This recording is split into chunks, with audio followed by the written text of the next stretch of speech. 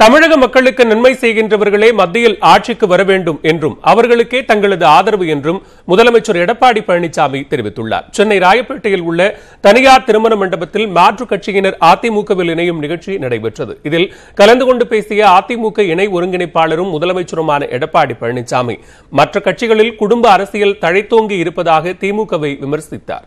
அதிமுக தான் மக்களுக்கான கட்சி என்று கூறியவர் ஆளும் கட்சிகளில் அதிமுக தான் சிறந்த கட்சி என்று பெருமிதத்துடன் தெரிவித்தார். ஆட்சி அதிகாரத்தில் இருந்தபோது கிராமங்களை கண்டுகொள்ளாத ஸ்டாலின் தற்போது கிராமம் கிராமமாக சென்று மக்கள் பிரச்சனைகளை கேட்பதாகவும் விமர்சித்தார்.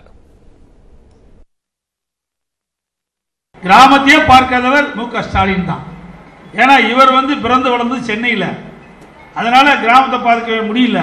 அதனால கிராமத்தில் இருக்கிற பிரச்சனை தெரிஞ்சுக்க முடியல. இப்பதான் போய் பார்க்கிறார். துணை முதலமைச்சர் இருக்கும் போது உள்ளாட்சித்துறை அமைச்சராக இருந்தாங்க. அப்ப நீங்க போய் நேரடியாக பார்த்து மக்களுக்கு என்னென்ன குறை வேணும் கேட்டு தீர்த்திருந்தா சிறந்த ஒரு அரசியல்வாதி. அதையெல்லாம் விட்டுட்டு பதவி இருக்கும் போதெல்லாம் விட்டுட்டு ஆட்சி அதிகாரிகளாம் விட்டுட்டு இப்பதான் கிராமத்தில் இருக்காங்க. கிராமத்தில் இருந்தா அரசியலே துவங்குதான். இப்பதான் கண்டுபிடிச்சிருக்காரு, புது கண்டுபிடிப்பு. உள்ளாட்சி தேர்தலுக்கு எதிராக வழக்கு தொடர்ந்துவிட்டு தேர்தல் நடத்தவில்லை என்று தமிழக அரசு மீது திமுக குற்றம் சாட்டி வருவதாகவும் முதலமைச்சர் தெரிவித்தார். கூவி கூவி கூட்டணிக்கு திமுக ஆள் சேர்த்து வருவதாக கூறிய அவர் தமிழக மக்களுக்கு நன்மை செய்கின்றவர்களே மத்தியில் ஆட்சிக்கு வர வேண்டும் என்றும் அவர்களுக்கே தங்களது ஆதரவு என்றும் திட்டவட்டமாக கூறினார். கொள்ளைப்புறத்தின் வழியாக மக்களை குழப்பிக் கொண்டிருக்கிற நிலைதான் இன்றைக்கு திமுக பார்த்துக் கொண்டிருக்கிறோம். அத்தனை கட்சி கூவி கூவி அழைச்சு இன்னைக்கு கூட்டணி சேர்த்திட்டு இருக்கிறாங்க.